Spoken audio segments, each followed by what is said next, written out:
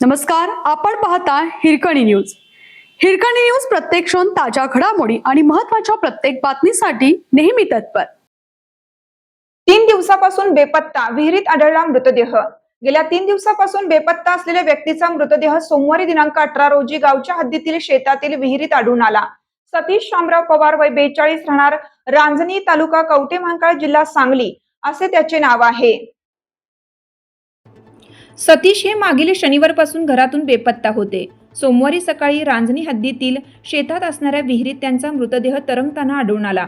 याबाबत पोलीस पाटील वर्षा राणी चव्हाण यांनी कवठेमहांकाळ पोलिसात माहिती दिली आहे.